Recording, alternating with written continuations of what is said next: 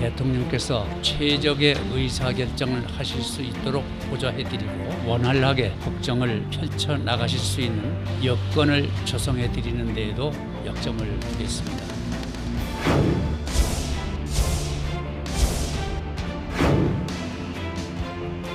정치적인 행보가 어떻게 될 것인지, 뭐 여론조사를 한다든지 이런 것을 좀 자제를 해주셨으면 좋겠다. 반기문 유엔 사무총장의 방한 소식이 알려지자 새누리당은 당내 친박계를 중심으로 이른바 반기문 대망론에 다시 불을 지피고 있습니다.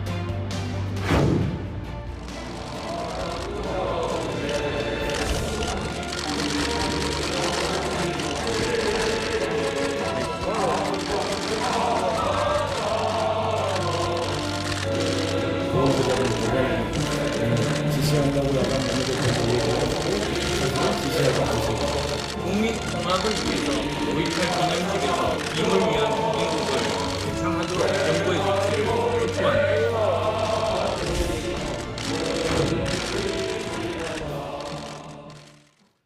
이게 오늘의 정치권 주요 소식 박찬종 변호사와 함께 알아보겠습니다. 대표님 안녕하십니까? 안녕하십니까? 예.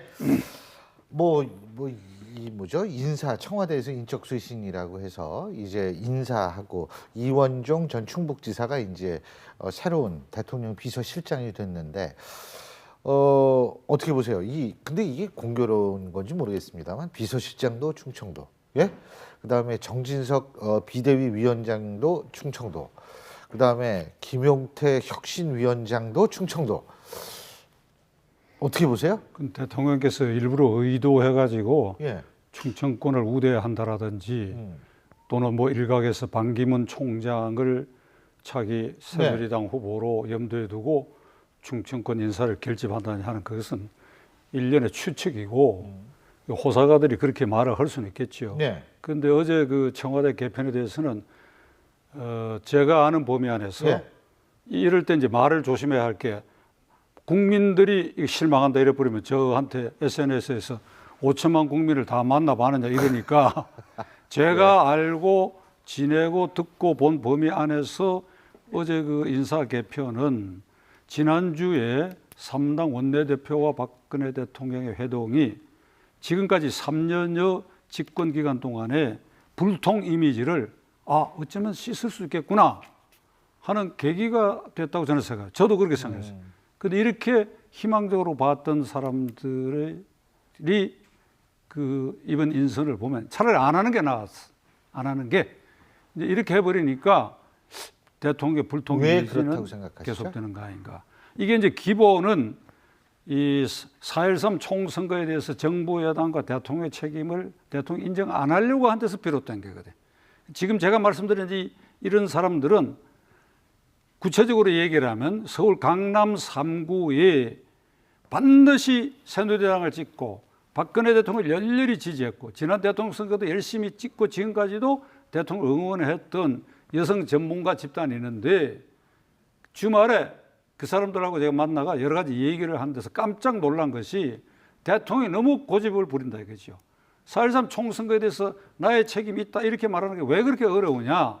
우리가 책임 있다고 생각하는데 대통령이 그걸 자꾸 피해가고 가령 이번 인사도 그걸 피해간 인사다 이거죠. 예를 들면 정무수석을 교체하지 않았다 상징적으로. 그래서 더 설명 안 하겠습니다. 그런데 이것이 여기에서 끝나는 것이 아니고 자꾸 이것이 누적이 되면 대통령께서 다른 부분 있잖아요. 가령 경제 부분, 또 외교 부분, 또 이번 이제 월말에도 또 프랑스와 아프리카 하지 않습니까? 그럼 거기에서 1년의 성공을 거뒀다 하고 또 대통령 대국민 메시지 발표하는 그 값이 떨어진다 이거죠. 대통령의 진정성에 자꾸 감사가 된다 이거죠. 이게 잘못을 인정할 때 인정해버리고 책임을 인정할 때 인정해버려야 이것이 씻어지고 대통령 진정성을 인정받을 거 아니냐. 그런 점에서 저도 굉장히 안타깝게 생각합니다. 아니요. 근데 실제적으로 이번에 혁신위원장 인선을 보거나 요번에 이 정진석 비대위원장을 필두로 한 비대위원회 인적 구성을 보면 친박 대 비박의 비율이 6대 4거든요. 비대위원들 이렇게 면면을 보면. 그러니까 비박이 훨씬 많습니다. 비박이 6이고 친박이 4라는 거예요. 예? 이런 거 자체는 실제로 나름대로 책임지는 모습을 보이려고 하는 노력의 일환이다라고 볼 수는 없는 건가요? 그건 청와대와 관계없는 일이지. 그것도 뭐 정진석 원내대표가 청와대 지시를 받고 비박의 김용태 의원을 혁신위원장을 했다라든지 저는 그러한 흔적은 지금 전혀 없으니까. 예. 그리고 이 비대위원은 비대위원회라고 하는 것은 이제 총선 때 전당대회 때까지 관리 기구니까 문제는 김용태 위원장이 임명된 혁신위가 어떤 활동을 해서 어떤 내용물을 내놓느냐 이것에 대해서 보도된 바에 의하면 친박 비박 사이에 여러 가지 찌그덕거리는 소리들이 있는데 그 혁신위에서 내놓아야 할 이 과제물은 이미 정해져 있다고 저는 생각합니다. 어떤 거예요? 문제는 개파가 생성되고 개파가 존재할 수밖에 없는 이 중앙당 체제를 지난번에 한 말씀드렸는데 이걸 깨트려야 되는 것이죠. 무슨 국회의원의 특권을 내려놓는데 출판 개념을 안 하게 한다. 또는 뭐 이 체포 동의안에 대해서 무조건 동료를 봐주지 않는다. 이런 건 지역적인 일이고 친박 비박 그 야당도 마찬가지 친노 비노 이게 개파가 생성될 수 있는 그 중앙당 체제 중앙당의 권력이 집중돼가 당권이라는 이름으로 당론 결정권과 공천권이 정해지는 당 대표가 있고 최고위원이 있는 이런 시스템이 유지되는 한 그리고 국회의원은 국민 대표자 회의에 대표로서 뽑힌 사람들인데 저 뒤 화면에 나오는 저 국회 본회의장 저 국회에 가서 일을 하도록 풀어줘야 되는데 이걸 당사에 불러들여 가지고 이 당권 투쟁의 대상 당사자로 전락시켜야 돼요.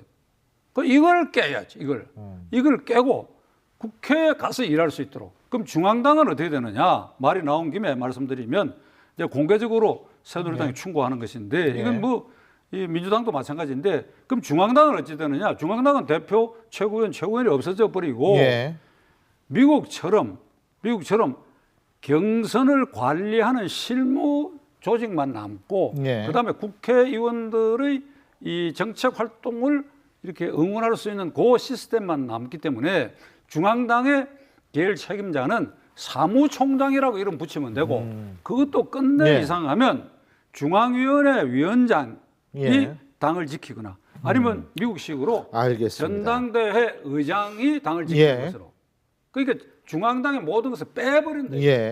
그런데 그게 과연 가능하겠느냐? 친박 비박이 이렇게 싸우고 있는데 뭐 이렇게 되면 우리나라 정당의 구조 전체를 바꿔야 되는 문제이기 때문에 그거는 지금 이제 조금 좀 너무 나간 거 아닌가 이런 생각이 들고요. 자, 좀 다른 구체적인 얘기 좀 여쭤볼게요.